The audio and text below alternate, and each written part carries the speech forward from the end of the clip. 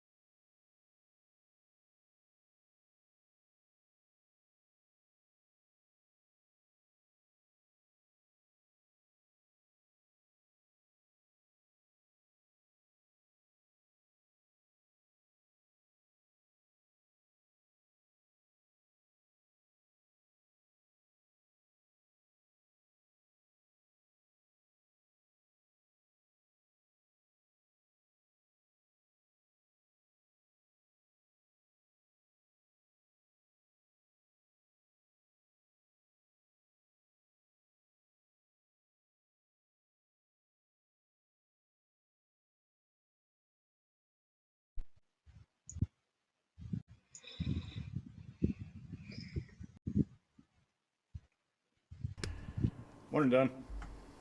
Hey, Anders, how's it going? Good, good. Can I get you to get less ceiling fan and more t-shirt? Okay, how's that?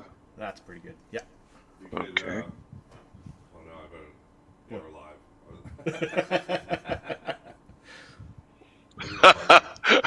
I was What gonna was bug that, you, but Tony? then I'm like, no, we're live, so we gotta keep it Hey, basics. Tony? What's that? Am Tony? I doing the radio show with you today? Yes, you are. Okay, excellent. I'm excited. I um I bumped into someone you know last night. Desiree? No, Andre Morisseau. Oh, Andre, love Andre. What a great guy. Oh Yeah. my God, I hung around with he and Ian all night last night. Oh, I know. It's too bad you So weren't there, demonstrative Tony. and It hilarious was a sometimes. lot of fun. Oh, that's awesome. We met the Governor General, eh? What? Yeah, she showed up. Wow. At the because we sponsored the like the opening reception, right? Okay. So Steve went up and gave a speech, and then all of a sudden I look over and there's the Governor General and all kinds of security people, and so we met her later on, had our picture taken with her, like Oh, Mike, cool. Very cool, man. you You have know. to show me later. Yeah, that was awesome. It was Yeah, really good. It was a really good time, Tony. that's like the second in command in Canada under legislative.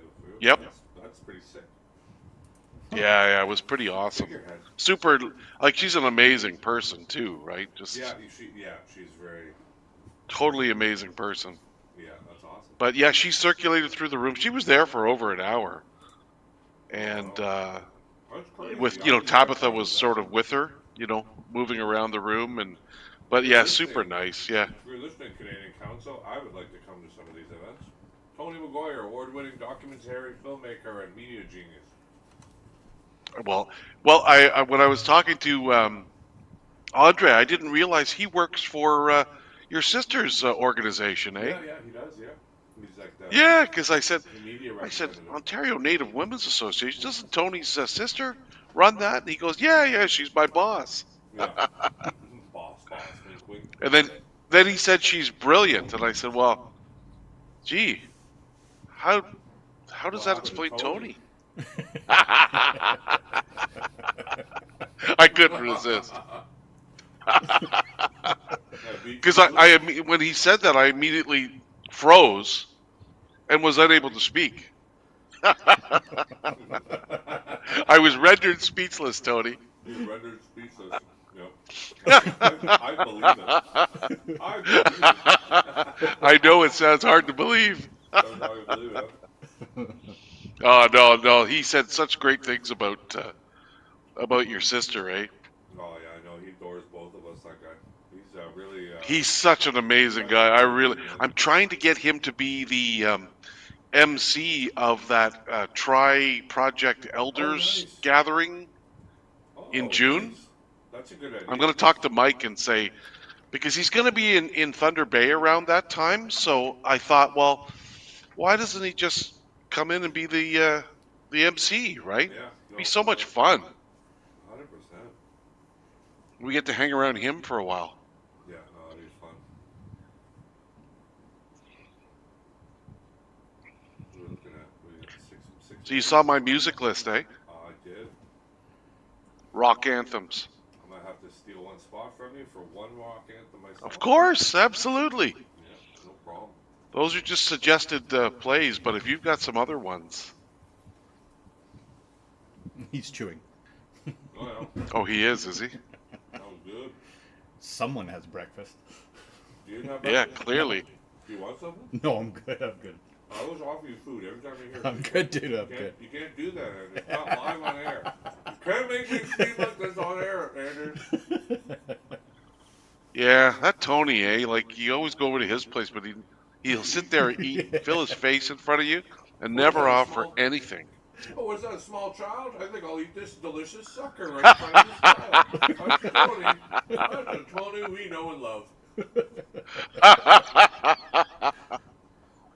Well, what's he doing now? He's smashing extra candy on the ground in front of a group of school children?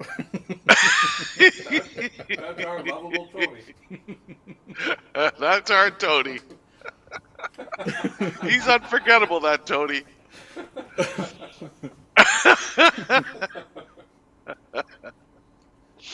Yeah. Nicholas said you heard us laughing yesterday, I guess, at when we were finishing up. Oh, okay. She's like, just listening. She's like, listening to you two laugh. She says, like, was joyous. You guys are like, just like, she's like, you guys were laughing so loud. And I forget, we were joking about something really funny. I can't remember, but Oh. I can't remember what we were joking around about.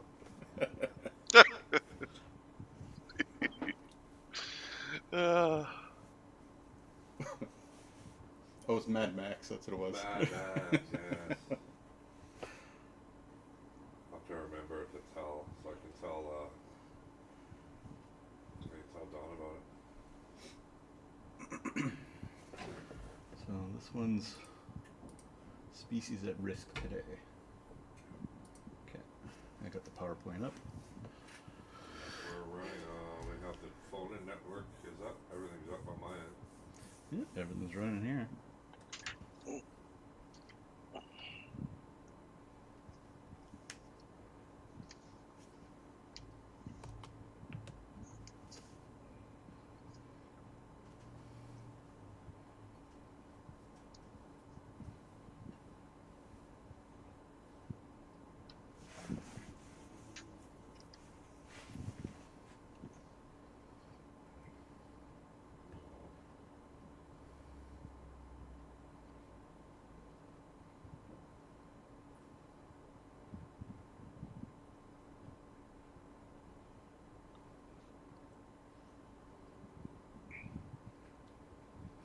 Okay, we're about 2 minutes out, landing some change.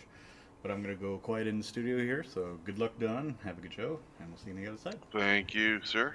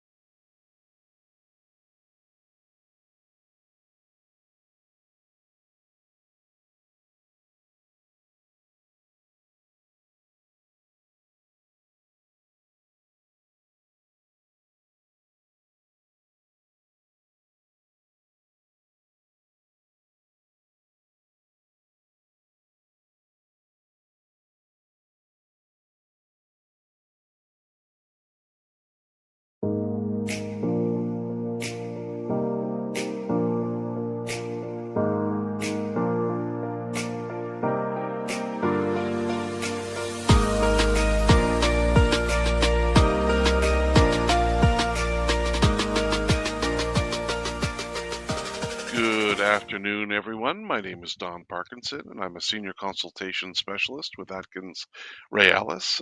Today, we are continuing our series of live stream topics on the Northern Road Link project as it moves through the provincial environmental assessment and federal impact assessment processes.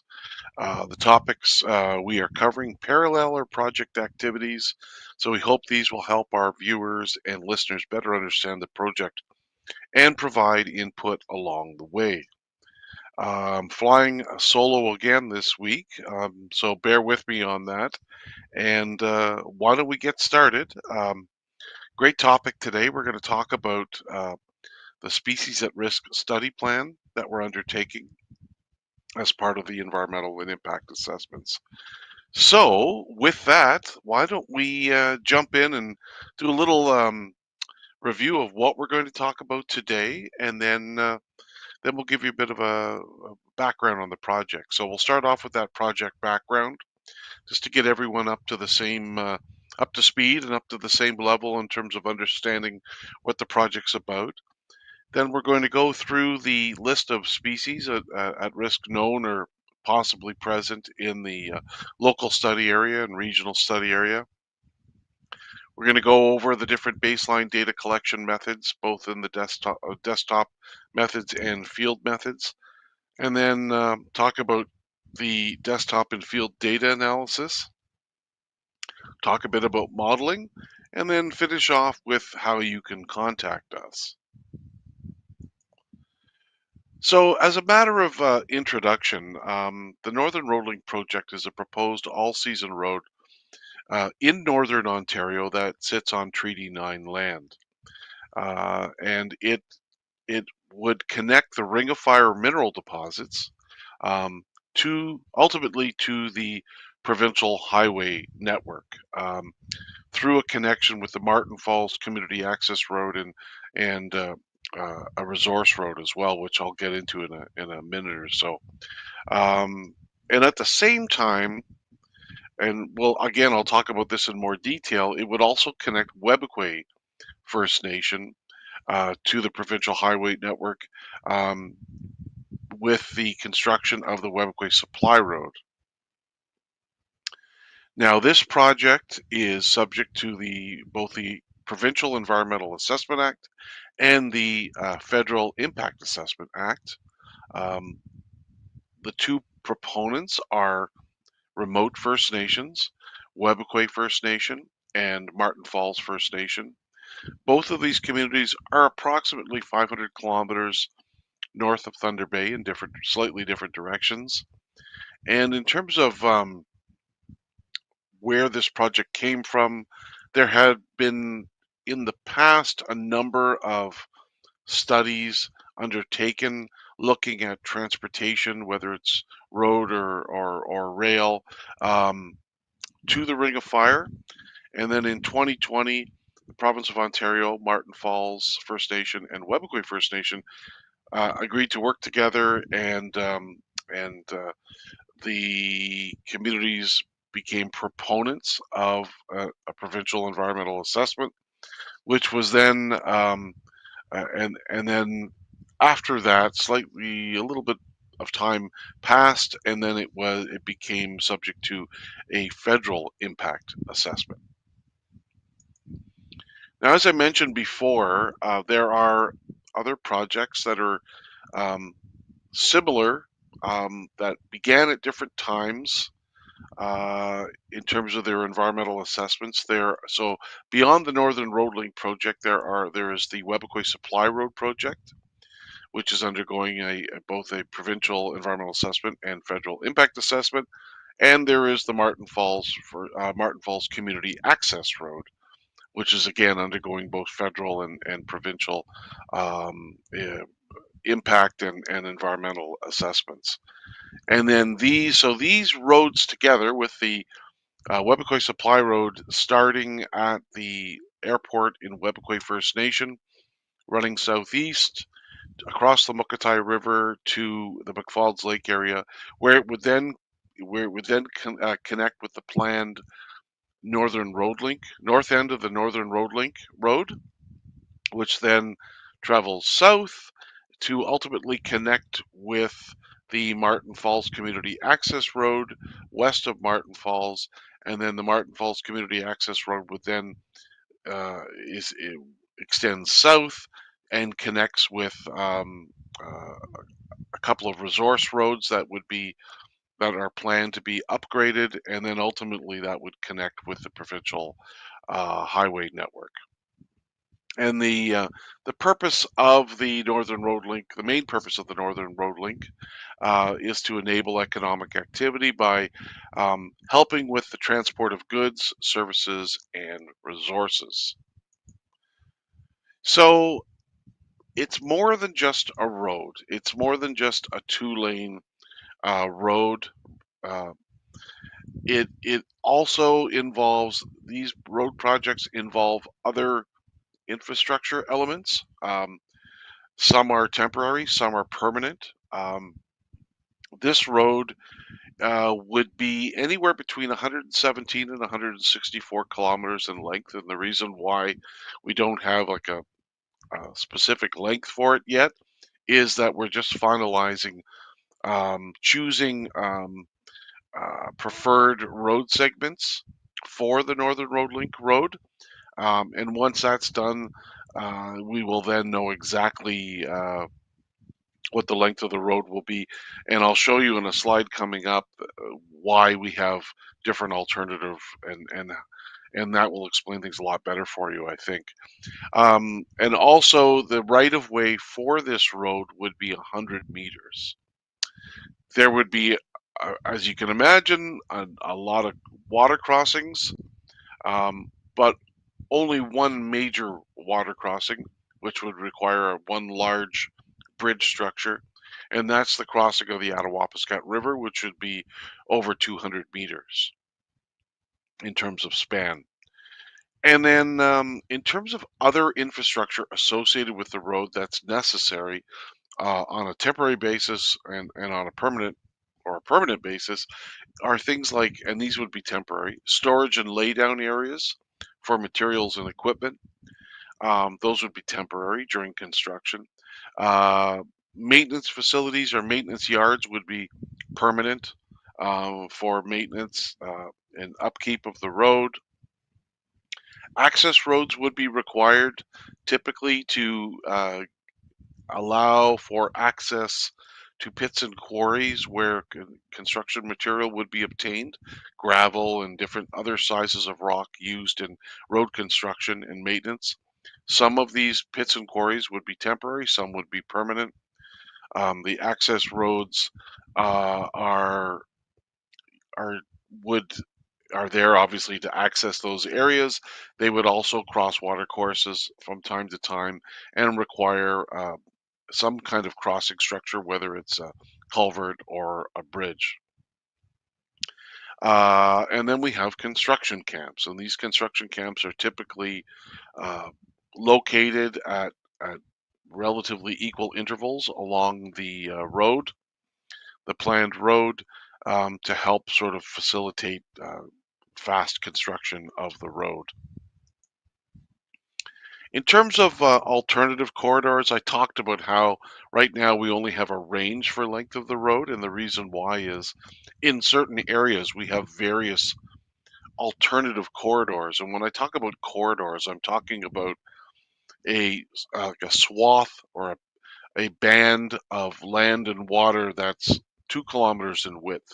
And the reason why we work with corridors at this point is because we want to have room to be able to actually position the road in the best spot to have the least impact on the environment or on cultural values, for example. So as you can probably see on the map, we have segments C1, C2, and C3. These are 3 corridor options that we could choose from. And then once we select the different options from these, and they all piece together to go to where the road ends in the at the northern end, then we will have a what you call a preferred corridor. And then somewhere within that 2 kilometer wide band of land and water, the actual road would get positioned. So moving on now to today's topic, we're going to talk about the Species at Risk study plan. So when we talk about species at risk, there are actually quite a number of species at risk uh, in the area that are known, but there's also some that are potentially present. So we suspect they are probably there given the habitat types. So what we do is to err on the side of caution, if you know what I mean. So what we do is we develop a list of those that we think are likely there and or that we know are already there. So things like wolverine. And then there's other things that you may not have heard of, such as little brown myotis or northern myotis. These are bats. So these are species at risk. There's a tricolored bat. Again, I'm sure many community members know about the caribou, of course. There's 2 different subspecies of caribou. There's boreal and eastern migratory. The eastern migratory caribou have a very large range. They travel very, very large distances over the course of a year or of their life. And the boreal caribou travel much shorter distances, typically stay in forested areas. Bald eagle. Everyone knows bald eagles. Barn swallows, bank swallows. A lot of birds, as you can tell. Canada warbler, chimney swift, black tern, common nighthawk, eastern whippoorwill, eastern wood pewee, great names, evening grosbeak, olive-sided flycatcher, peregrine falcon. I'm sure you've heard of those. Rusty blackbird, short-eared owl. You know your owls. Yellow rail, and then finally a fish, lake sturgeon, very familiar to most community members. So again, these are known or potentially present in the local study area or the regional study area. But we work from that long list to be cautious, to make sure that we do our work thoroughly so that we can make sure we're not causing undue harm to these species at risk through development of our project. And then in terms of the study areas for the species at risk study plan, these really can differ. In a general sense, you have what you call the project footprint. So the project footprint is the right of way for the road. So remember I mentioned earlier 100-meter right of way? That's what we would be talking about. So the 100-meter right of way for the preferred route and all the areas where there's this what you call ancillary infrastructure, additional infrastructure required to support the road. That's the project footprint. And of course, the project footprint is different at different times. So during construction, the project footprint is much bigger. So we do our work based on the largest possible project footprint, which would be during the construction phase, because we need, as I mentioned before, areas for storage and lay down areas, maybe temporary gravel pits, temporary access roads, construction camps. All that requires additional land, additional space to help allow the project to be built. Then you have what you call a local study area, and it just depends on what you're talking about. So, for example, the local study area for caribou is 10 kilometers beyond the boundary of the project corridor. So a much larger area, which is understandable given that caribou, particularly the eastern migratory caribou, move large distances. For example, for birds species at risk, the local study area is 3 kilometers from the preferred corridor, which is the same as for non species at risk birds. And then for bats, it's a kilometer. So it really depends on what species we're talking about. And then we get to the regional study area, and in the regional study area, um, for caribou includes 2 caribou ranges, the Mississa and the Ozinski, and these are very large areas, which makes sense when you think about it because caribou, again, the eastern migratory ones in particular, have very large range. They're moving very long distances in the course of during their lifespan. And then for animals like wolverine, again, these are animals with big ranges. So their regional study area is proposed to extend 75 kilometers from the wolverine local study area boundary. So that would mean a total of 85 kilometers from the preferred corridor. And again, so all these study areas are are defined, the sizes of the study areas, the distances from the corridor that are used to define the study areas are really based on the actual species that you're talking about, which makes complete sense. So in terms of the baseline data collection methods, on the desktop side, um, we do a lot of research. We do a lot of looking into previous work done, whether it's in studies done by Indigenous organizations, academic colleges, university work, non-government organization work, like special interest groups, or even government research studies. We look at these, we take all this information into consideration, and they provide data on the way things are or were when those studies were undertaken and the habitat. It all helps us sort of formulate a plan for the work. We review all available reports and information that's available on public databases or websites. We look at ongoing studies. So, for example, if we're working on Webequay Supply Road project, we would look at any studies that are being done for the other 2 projects, for the Northern Road Link project or the Martin Falls Community Access Road project as well too. And again, what we're trying to do is understand, based on previously completed work, what the situation is when it comes to species at risk. And then we do what you call a habitat classification exercise, where we look at satellite imagery and any other data sets that can help us identify vegetation communities or natural features, because these together form what you call habitat. And this habitat helps us understand whether there is a potential for species at risk, certain species of risk at risk to occur in that area. And again, I mentioned before, we'll get access, sometimes special access to government databases, so that we can learn additional information.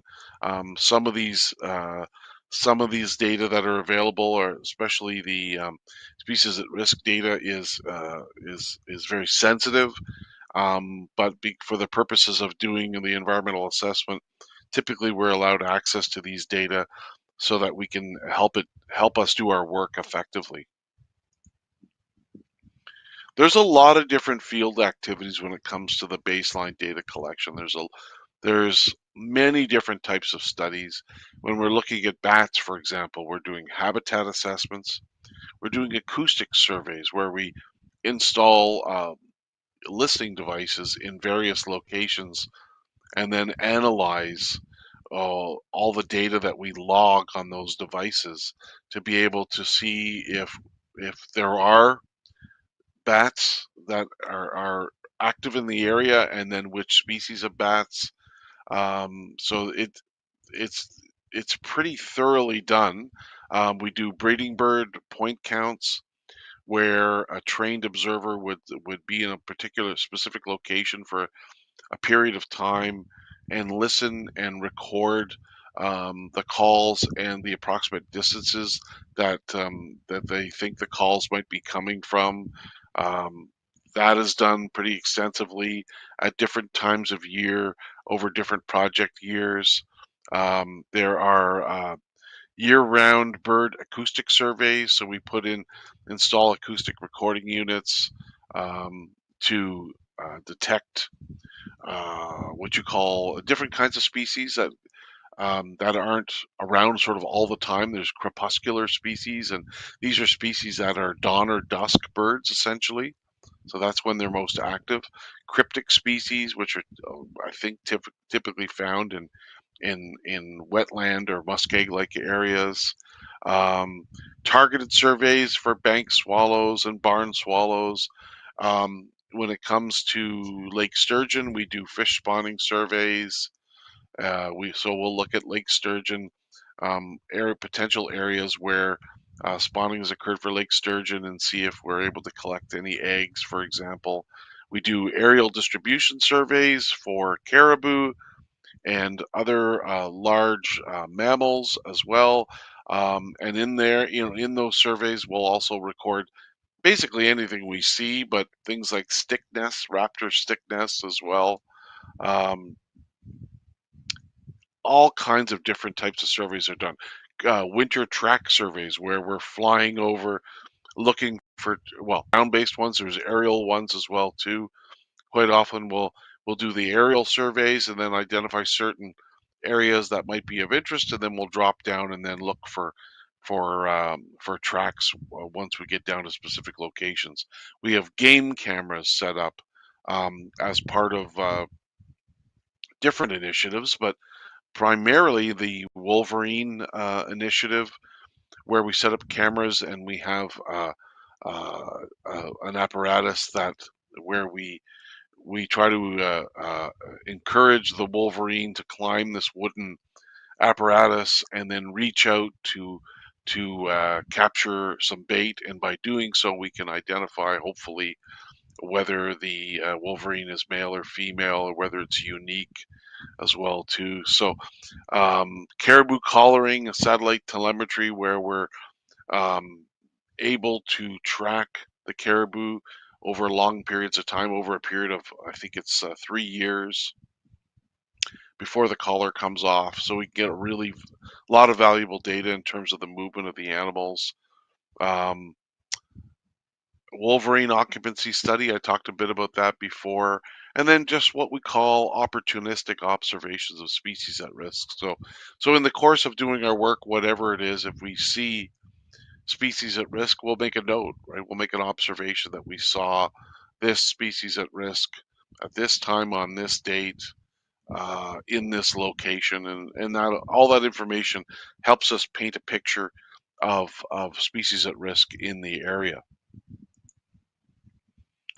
In terms of the data analysis, we'll take a lot of the data that we collect and produce maps that help us help add to the field investigations that we're doing. Um, we use it, the desktop data helps us, it informs these field studies.